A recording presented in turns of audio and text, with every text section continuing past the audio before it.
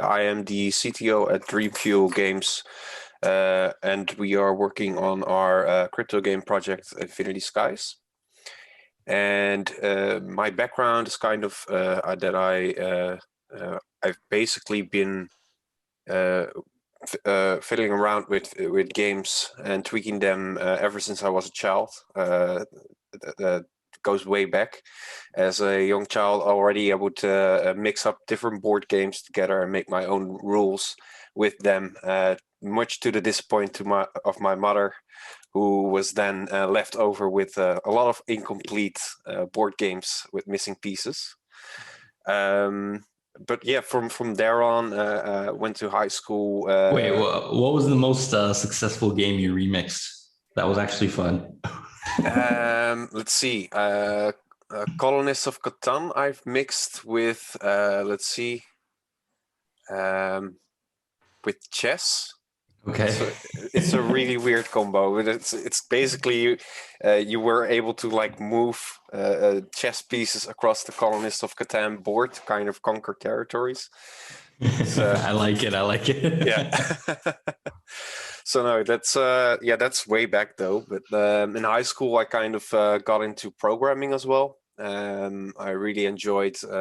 Actually, the first introduction to proper game development was through some course that the high school was providing for game development, and there was some introduction to basic Java programming in a kind of object-oriented programming style. Okay. And that was really cool.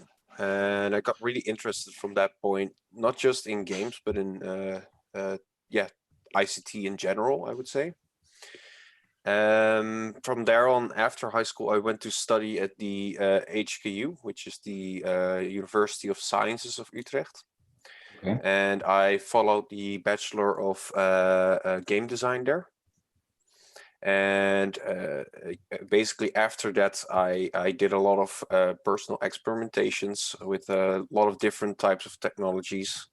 I played around with different rendering technologies, even up to the latest of the latest with ray tracing, which is really awesome technology.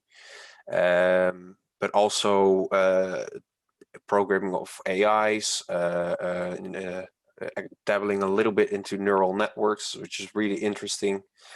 And this is all basically, I do that stuff in Unity engine with C# coding and the other tools that Unity provides. Tell me about this degree in game design. I haven't. Is this a popular degree? Does it exist in many universities? I haven't heard of this before. Well, no, actually, it's not really a common degree at all. Many countries don't even have like proper game development or game design kind of studies. There are, of course, like studies that teach programming and studies that teach graphic design, but these are not really focused on games in particular. And the study that I did was was mostly just focused on the actual rules and mechanics, because that's what game design is. Essentially, there's game art, there's game programming, and there's game design.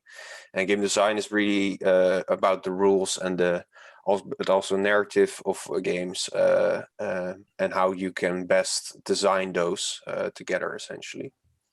That's really cool. I grew up playing games as well. And I'm curious about this degree. I mean, like, so they gave you like some popular games and you were like analyzing them as far as like how they were constructed? Yeah, it's actually many different things. It's analyzing is a big part of it, of course. So being able to analyze it and not just for yourself, but actually documenting the analysis in a proper way, where it's also with the proper terminology, that it's easy for communication, because that's a big part of game design as well, being able to communicate properly with the different departments. And in that sense, I'm already glad actually as well that I have also in my free time focused a lot on things like game art and programming, which is not necessary for a game designer, but is really useful if you want to be able to properly communicate with these different types of people. Okay, very cool. What is, just for my curiosity, what is a particularly well-designed game that is, popular? I would say. I don't know. Well, there are many of them, of course. There are many great games out there. But yeah, I would say I'm personally a really big fan of the Paradox grand strategy type of games. They have games such as Europa Universalis, Crusader Kings, which are really these campaign map kind of strategy games, and they have so many mechanics that I'm really amazed by how well they can they allow these mechanics to work together properly. It's a really big challenge, and they did really well there. But there's also other games, of course, completely different genres, such as League of Legends is a great design game, very competitive. Not a surprise that game is able to be played at a esports level. So yeah, that's an amazing game as well.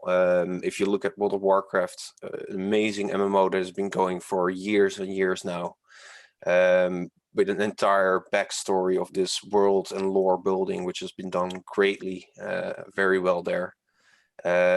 Also the different mechanics for all the different classes, they really took this RPG kind of feel that you already had in older games.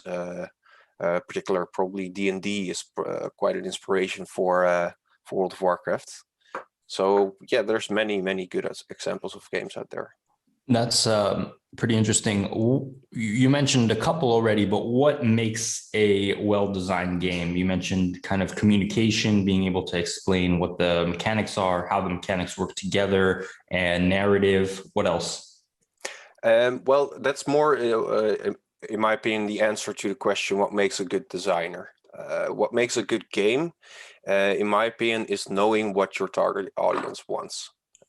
Knowing what your target audience wants, knowing for who you're designing the game is the most central point of a good game. Because if you are just designing wildly in the Wild West, without any proper idea for who you're making it, then the chances are that it's not really going to be well received by your target audience. That's pretty interesting. So you have to design for an individual or a group of people. Yeah, definitely. I would say game design is actually really about user experience design, and really understanding people, but also play testing your theories with these target audiences and see how they react to those designs that you've thought up, and see if they are right or maybe they are wrong. That's also possible, and then you need to go back to the drawing board. So I'm really a big fan of iterative design with a lot of feedback loops and coming back to things. Yeah. Cool. All right. So take me back. I kind of sidetracked us here. So you finished university with a degree in gaming, and then where did you go from there? So from there, I actually just went to experiment with a lot of personal projects. I did projects of which included 3D modeling experimentations, animating, rigging, which is more art focused. But I've also done more rendering focused things, which is more technical art, I would say. So that's the things, experimentation with ray tracing, things like volumetric clouds, volumetric fog, and atmospheres, dynamic atmospheres. So I've done a lot of interesting research in those areas. And that's actually what I've been doing right up till when our other founder of Dreamfield Games gave me a call about last year in November. He's been for many years into crypto and crypto trading, and he just gave me a call, and he wanted to see if we could combine our two passions. For me, it was game development and design. For him, that was crypto. And yeah, that's kind of when we started to think about Infinity Skies, I would say. So you're experimenting a lot with the look and feel of the game rather than any specific mechanics. It's just what you were saying. No, just mechanics is they are at almost every type of experiment that you do, there have to be some mechanics involved. So sure, I guess you can do a purely artistic experiment where you try and make a model and rig it and animate it. But I always went a little bit further than that. I want to implement it in a sort of mechanical way as well. So I would think of mechanics for a character of walking, jumping, certain mechanics like that. Or in the rendering experiment, I focused on day and night cycles and kind of a survival aspect to it in terms of mechanics, where you were essentially playing as a wolf and you had to watch your food, your water, your temperature, stuff like that. So those are mechanic things that always slip in with whatever I'm doing. If I'm experimenting something with art, I just can't help myself to also think about possible mechanics that would work well with that. Yeah. Fair enough. Fair enough. So you were basically designing your own games, just trying out things, and then you get a call and you start working on this crypto. We'll get into more exactly what this means, but like, what was your experience with crypto before this? Do you have any idea about it, or this project was your first touch? Yeah. So of course I had heard about crypto. I had heard a couple of explanations about it as well, and so I had a vague idea of how it all worked. But I would say since the start of this project, I really got properly introduced to crypto, and I've been learning at a really rapid pace about this whole crypto environment out there and how it works. It's a really interesting space, especially from a traditional game industry aspect. It's a really interesting space in terms of how fundraising works, but also the possibilities that you have with blockchain technology. So that's really cool. Gotcha. Okay, so what was the initial call like? I mean, like, what was the vision? What was pitched to you, like, that got you excited to start building this? Yeah, so I think Mark and I have been friends since elementary school, since we were both 6 years old. And of course, we had many calls, but this call was kind of different because he and I have always had ideas of starting something up together, but it's always been ideas that didn't really sit well with one or the other person. But this one, it just hit a special place, I would say. Both he and me were both very convinced that this was something where we were really passionate about, both of us. So actually, immediately when we brought up the idea even of combining gaming and crypto, is when the ideas already started to come up very rapidly. And we were immediately reminded of this very old social game that we both really enjoyed. And it was called Habbo Hotel. And from there, we actually went like, well, it's actually really cool to make a modern and new version of something like that. And we started off with inspiration from that game, but by this time we've spun off completely into other directions with it as well. And it's really its own thing by now. But yeah, we really after that first call, yeah, we did many brainstorming sessions since then for a couple of months actually. With just continuous calls with each other where we were calling each other for 8 hours, making notes, writing stuff down till we had like a very basic white paper of what we wanted the design to be. And yeah, then I got to the prototype. I got to making the prototype, started to make some basic models, some scripting for the building system of Infinity Skies, and that actually came together quite quickly. And yeah, from there we were able to get aboard our first investors and also expand our team for there. So what's Hubble Hotel? When you said that, I just imagined like Club Penguin, but I have no idea. It's actually quite similar to Club Penguin. Yeah, it's the same kind of genre, I would say. Yeah, Hubble Hotel was really this like 2000 game. It was really popular back then, and I think it's still going nowadays. Although I'm not sure how big the popularity of it is. But it was basically this game where people had their character, their avatar, and they could decorate their interior of their hotel room using furniture and wall paints and all that stuff. And then they could visit each other. It was literally just chatting, and people came up with really fun ways of chatting and interacting with each other. They started to create mini games that weren't actually implemented by the developers themselves. So it really became this culture that was built around the game, which is something that I felt was really cool to have at a video game. Yeah, and that type of culture is you can't plan for that, right? I think it has to come from the players that are willing to, that really like the game and they're coming up with crazy ideas about how to play it that probably wasn't intended how to play from the get-go, right? Well, it's really there are ways to design for it, but it is a tricky thing to design.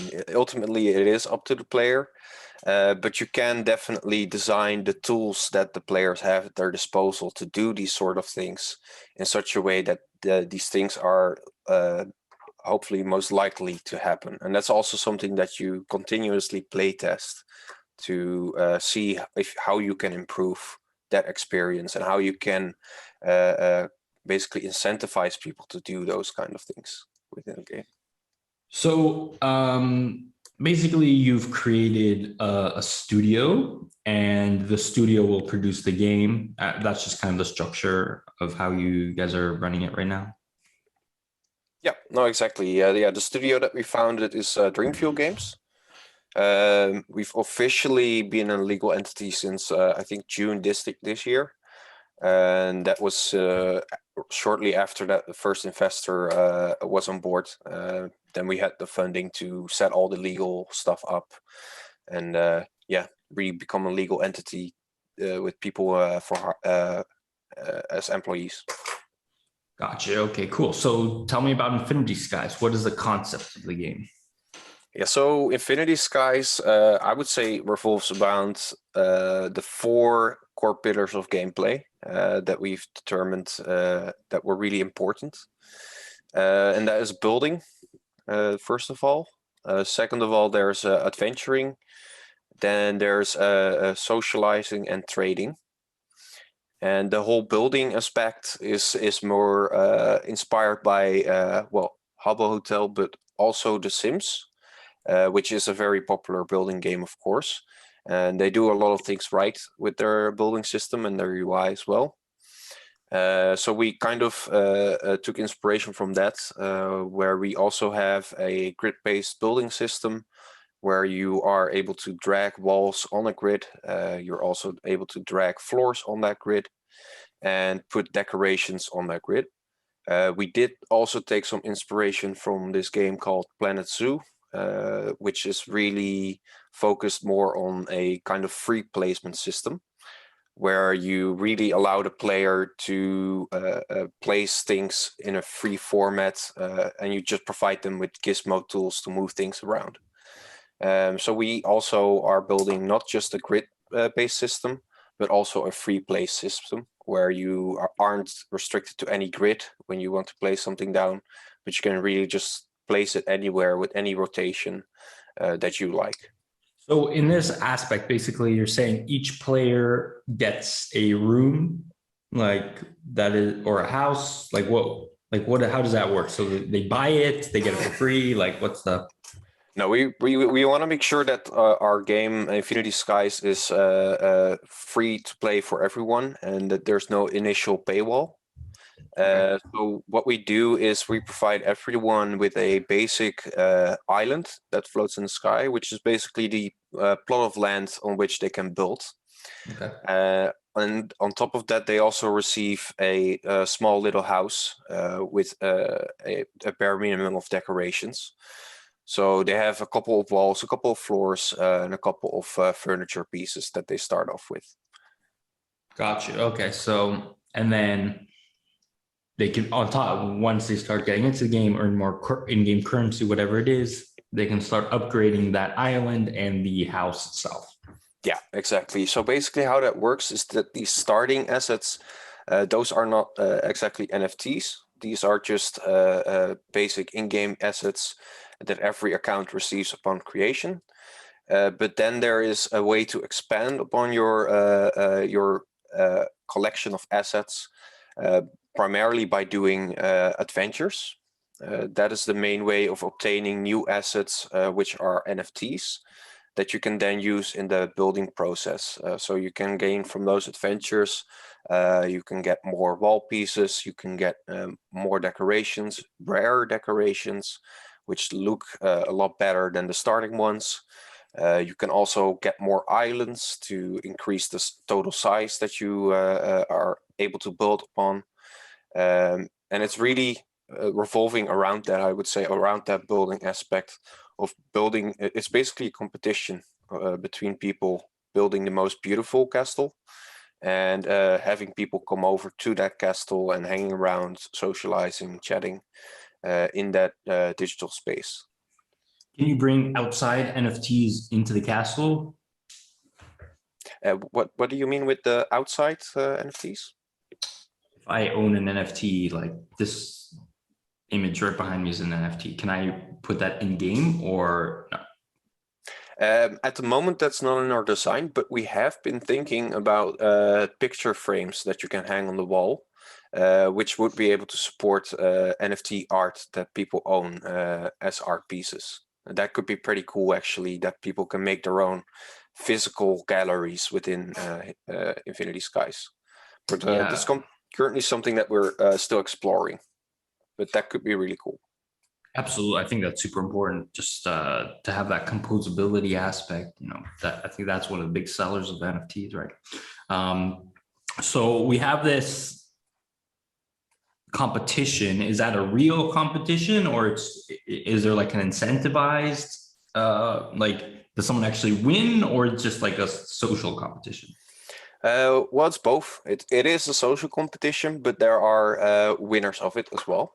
And the way this works is that people can walk around in their castles, and when they visit other people's castles, they can then, after having stayed for a little bit, they can leave a vote, an upvote on that castle, which is called a prestige point. And then at the end of each month, the prestige points for all the castles are counted.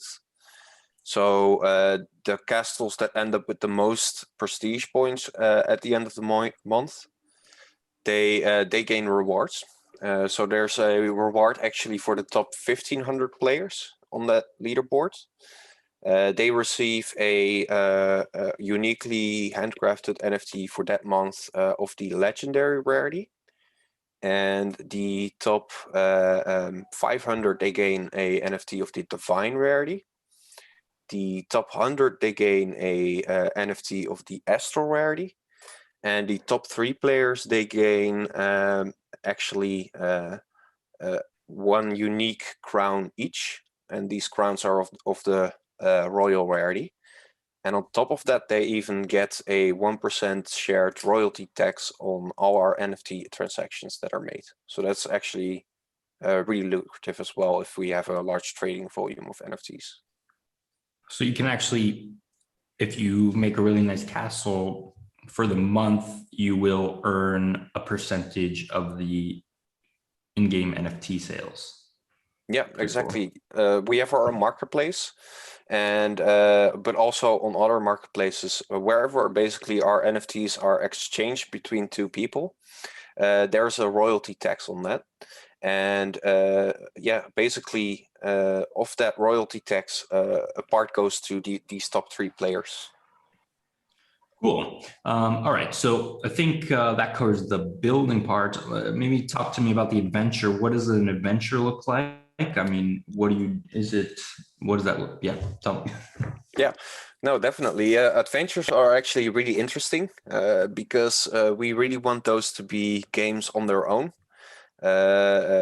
We don't like the idea of having them feel like mini games. So we really went all out on that, and we're currently working hard on the design still, but we're getting close to a final version of the design. But essentially, what it will be like, this adventure mode, is that you, at first, at least, we are playing on many different types of adventures actually. But at first, we are playing on a more Diablo or Hades inspired game of the roguelite genre.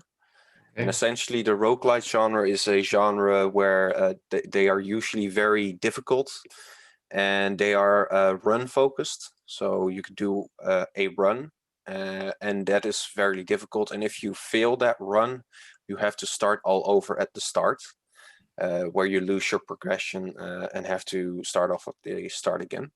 So the way this works in our adventure is that we have randomized essentially a labyrinth of rooms and corridors where the player walks through with his avatar in this top view bird eye perspective.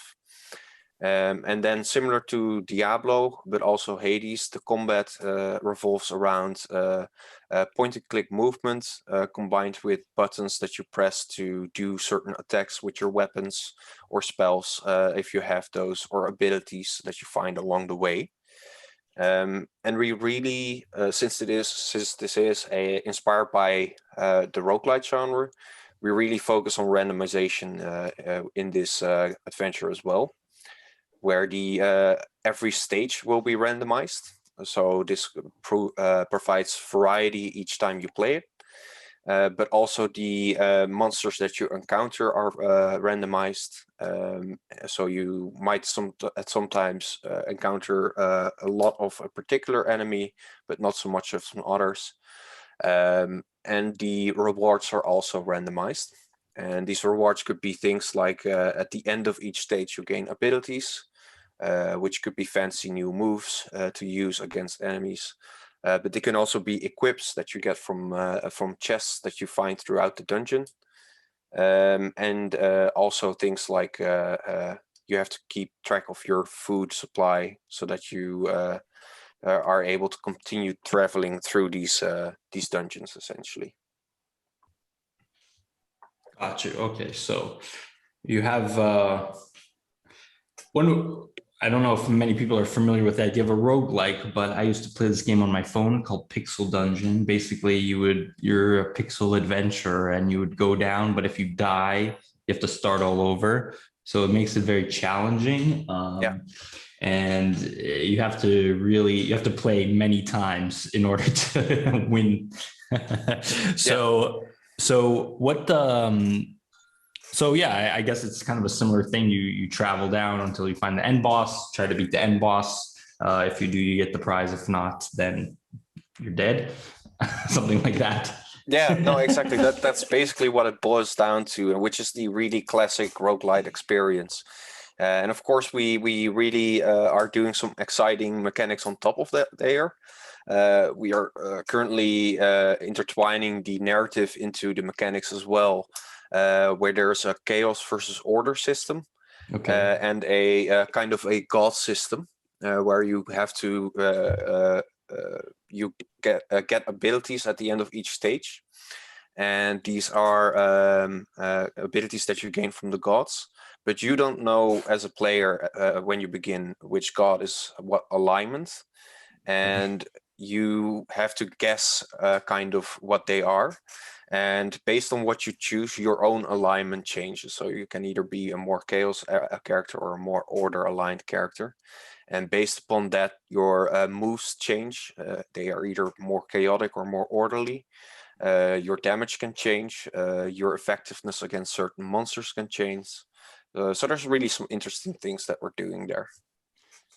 So you build out this game, right? And it's kind of a game inside of the game. Now, how long does this game exist as a playable game? Is it like one period? Like you can play this only like for a couple months, then it's on to the next one. Does it just exist and you can win rewards indefinitely? How does that work? Yeah, so basically the way we're doing this is we make it so that adventures are always like these games within the broader Infinity Skies game. And for now, we are starting off with this roguelike at the launch. And we start off with one chapter for which we will be adding in sub-acts as well. And then we are also able to later on add in more chapters that expand on this current adventure. But we are also able to come up with completely different adventures as well. We have some ideas for possibly a PvP kind of battle thing where there's a gladiator arena where you get these similar Diablo-like combat, but except you play against players. So that could be an adventure on its own as well. And there's many possibilities there, of course. But for now, we're starting off with this roguelite. And in terms of rewards, these are actually, or let me go back a little bit. These adventures, they are always there. So as the years go on, this first adventure that we're releasing right now will still be playable. And the rewards that you can get from each adventure, be it this one or some future adventure, they will be based upon which season the game is in. So we have a couple of seasons every now and then, and based upon those seasons, the loot tables of the rewards get changed. So at the first season, we have a certain selection of NFTs that can drop from chests, and in the next season, we have a completely different selection that drops from chests, kind of giving these old NFTs a sort of legacy feel to it. Gotcha. Okay, cool. So I think we discussed two of the four pillars, the building, the adventure. Now let's talk about the trading. Is it trading social? Is that one pillar or is that two? No, those are two. We really see this as distinct pillars. And I can actually explain also why we picked those pillars in particular later on. But like looking at trading, what we do for trading is we actually cater to a specific player type that is more the management type of player that likes to manage a lot of things. And usually this is what you, I think, would classify people that are just investing as well. And for a good example in this is the type of players that if you look at World of Warcraft or at RuneScape, these type of players are often be found on the marketplace of those games, and they are buying in items cheap, selling them for higher prices and whatnot. And we really want to lean into that type of player as well, especially since we're a crypto game that where you're dealing with assets that are worth real money. And for this, we really are making an interesting marketplace design. We are making our own marketplace, which will be on the browser, unlike the game, which will be a standalone executable. And within this browser, the marketplace is actually not like your traditional NFT marketplaces that are out there at the moment, because we really want to gamify this this type of marketplace. And for that, we took inspiration from the Grand Exchange of RuneScape and also the auction house of World of Warcraft. And for example, the inspiration from RuneScape is the fact that the RuneScape Grand Exchange, you are not able to see the items that are listed by other people as for sale, or you can't see the buy orders either. So you don't know what the offers are out there. Really, all the information that you know is what the most recent fulfilled orders were. So you maybe have the information that like 5 minutes ago this NFT was bought for this price, but you don't have the actual listings, and that really creates this kind of unknown feel where you're competing against other people within the pricing, and you're trying to undercut them on the marketplace or overcut them if you're buying something. And this is a really interesting dynamic that, in my opinion, makes the Grand Exchange of RuneScape very interesting. And this is definitely something that I think will work very well for our game Infinity Skies as well. And Okay. yeah. Why does that I don't know. Why would you do that? I mean, wouldn't it make more sense just to give, have a market price? Like, why do we do this unknown type thing? So the thing is, the harder it is to gouge the certain prices out there, the more potentially profitable these items can be for people that enjoy flipping items. So buying them low and buying them high, because all you know is the lowest purchase price and the highest sell price, and you know based upon those two numbers what kind of the margin is in between those. So you know, okay, this is kind of the lowest price that I can buy it for, and the highest price that I can sell it for. And based on those margins, the flippers can actually make an interesting amount of money by kind of playing with this system. And that's actually really interesting. You see this happening a lot in RuneScape as well, where people are just playing purely for the marketplace, just because they enjoy the flipping on the marketplace so much. Okay.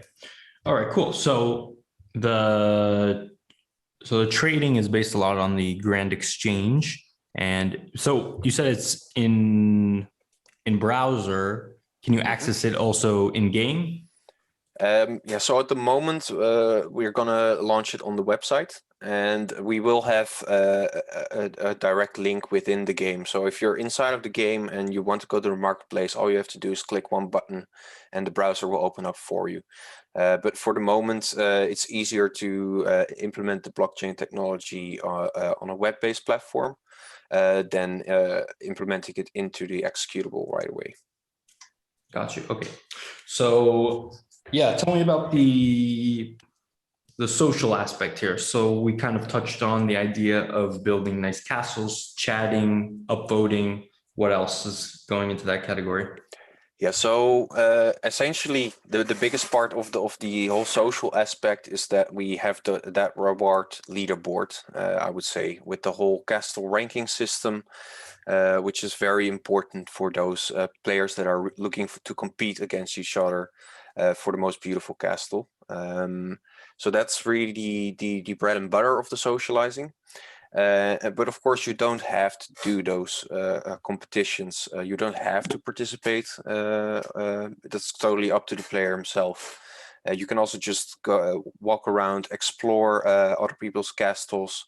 You can actually inspect the items that they have in their castle as well, where you can read up on the lore. There are playful interactions with those objects, and certain objects also allow for the playing of mini games with other people in that castle. So that brings an extra aspect to the socializing as well. And it's also what we kind of touched upon before. It's also a large part of the socializing aspect is eventually going to come from the community itself. So we're really excited to see what the community will come up with and how we can best facilitate that. But that's going to be a process of continuously monitoring, continuously testing, and seeing what the community wants and what drives the community in terms of the socializing. Okay, cool. So yeah, I think that covers the 4 pillars. You mentioned that there were specific reasons for choosing these. Yeah, so the reason why we chose for these is because right from the start, when we started thinking up Infinity Skies, we wanted to make sure that if we're making a massive multiplayer game like this, that we cater to all the different types of players out there. And there's actually a really interesting game design model for this. It's called Bartle's taxonomy. And basically the way that how that works is that Bartle categorizes the 4 distinct types of players that you have in massive multiplayer games. And those are then classified as the killer player type, the explorer player type, the achiever player type, and the socializer player type. And so these four archetype of players are really the types of players that we try to cater to. So for example, the killers one, that is the type of player that enjoys player versus player type of things. Competition is something that drives that type of player. Now we don't have specifically a combat which is player versus player, but that's not entirely necessary for this type of competition to exist. And the way we do this is by our whole social leaderboard system. We hope that really caters to that type of player. Then we have the achievers. We have an entire achievement system that we are thinking of, so that, for example, certain ways of clearing the adventures in a unique way will grant you this achievement, and based on those achievements you get titles for your character that you can show off. So now you're the called Gabriel the Adventurer or something in game, and people can then tell like, you're the person that achieved that specific achievement. So we're thinking of pretty cool systems there as well. And mainly the adventure mode is going to be interesting for those achiever type players. Then for socializers, well, of course we have our social system. I think that kind of speaks for itself. And then lastly, we have for the explorer type player, we have an extensive world lore that actually has been in the making for over 5 years already. It was initially meant for a book, but we kind of felt like it fit the narrative or the theme of this game very well. So every single NFT, every single object that you see, you can inspect and you can read about some of the lore. These adventures will actually reveal narrative tidbits to you as you move through them. And they are also combined into these like story chapters, so to speak, where you really reveal certain parts of information about the lore, but also about your character as you move through these adventures. So yeah, that's the main reason why we chose for those 4 types of pillars. Nice, very cool, very cool. I'm definitely excited for crypto games to be more popular. There aren't a ton right now. Of course, Axie is the biggest one. Is there any aspect of play to earn within the Infinity Skies? I mean, I guess you could earn the NFTs, sell them, etc. But is that something you're thinking about? Yeah, so that's one way of earning NFTs, and the beautiful thing about that is that everyone, like I said, can install the game for free and start doing those adventures and start earning those NFTs, which they can then sell for money on our marketplace. So that's one way. We also have various other play-to-earn mechanics, where actually our native token, the Skyblock token, that token will have a burn on it, and a large part of that burn goes to the play-to-earn allocation. And that play-to-earn allocation is emptied every week to people that complete the weekly quests within Infinity Skies. So these can be things like finish this specific chapter of the adventure, or visit this many castles, or make this many new friends, or other fun things. So that's a really interesting way to rewarding kind of the players for coming back to our game as well, and also kind of putting things out there for them to explore things that they might not have tried before. So that's an interesting mechanic that we're adding in. There are also some passive earning systems. For this, we also have a part of that token burn goes back to a claim pool. So anyone, also players that are holding on to the Skyblock token, they are eligible to claim a part of this claim pool on the website as well. So that's a nice passive income that kind of grows larger exponentially as you grow your collection of Skyblocks as well. And I would say there's also crafting, which is actually an interesting way of being able to earn money as well. For example, the way crafting works is you can take a couple of the same rarity NFTs, and then burn those to obtain a higher rarity NFT. So for example, you can burn 4 common NFTs to get 1 uncommon NFT. So this kind of introduces the possibility for earning as well for the specific common items that are fairly low priced. In fact, so lowly priced that the combined price of all 4 of those is lower than the average price of any uncommon item. At that point, it becomes kind of lucrative as well to start buying up those common NFTs, start burning those, and selling the uncommon that you get out of it as well. Nice. Okay. What does the token do in terms of utility? How does it support the economy? Like, obviously, you just mentioned that people can earn, but what other types of stuff can people do with this token? And why is it important to have a token for Infinity Skies? Yeah, so the reason why we felt a token was a good idea is because it really provides a means of exchange between those NFTs for people. And for this reason, and of course also the different play to earn mechanics that we can tie into our token, such as the claim pool, but also the play to earn achievement system. These would be things that wouldn't have been possible without our own token, of course. And the main utility for a token is actually just the marketplace, I would say. And that is going to be really the main way that people can utilize this token. Because the way this works is that our marketplace will most likely be very much catered towards our own NFTs, where you're very much able to use the searchability and all the different filters and categories of these items within the marketplace, which is a support that most third-party marketplaces won't have.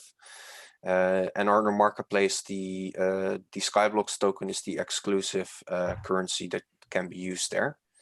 So for that reason, there's actually a decent utility for the token.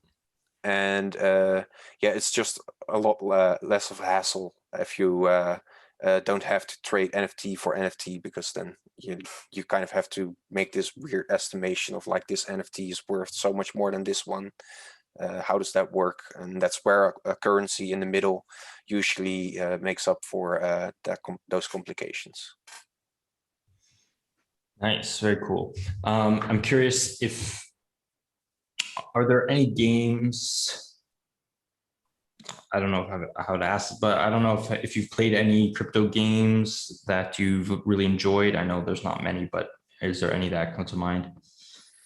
I've actually not played any, to be completely honest with you. I've been researching quite a bit of them, and there's actually, I think Chain Guardians is working on some interesting stuff.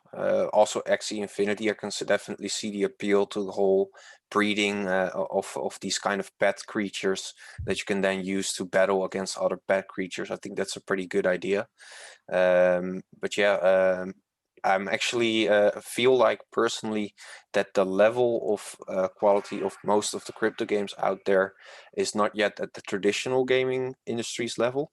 And I think there's a lot of room for growth there. And I think we are, as a community of crypto game developers, are really working on some exciting things. And I think the road is open to get there as well on that same level. Absolutely, absolutely. I mean, there's no reason why you can't have really high quality games that also incorporate some NFTs No, or exactly. other crypto aspects. Exactly. So I think we definitely are gonna get there, but that right now we're just in an early stage, each and one of us. And but yeah, it's an exciting phase actually. We're at the start of a new revolution. I like to think of it. Absolutely, absolutely. How would you like the listener to take action after hearing this conversation? Well, I would say go check out our Twitter, our Telegram, our Discord channel if you want any updates or sneak peeks on what we're working on with the Infinity Skies. We try to bring out articles on about a weekly basis. about different aspects of the game, but also about the general crypto space. So if that's something that interests you, please go to our Twitter, go to our Medium page as well, and follow us. And yeah, we're glad to have you on board. All right. Last question here. What's your favorite game? My favorite game, I would have to say that was World of Warcraft, even though nowadays I don't play it anymore because it's quite time consuming. But I've played too many hours of that game when I was younger. I like it. I like it. Well, thank you very much for taking the time today. I really appreciate it. And looking forward to play some Infinites, guys. Yeah, thank you. Thank you. We will be waiting for you.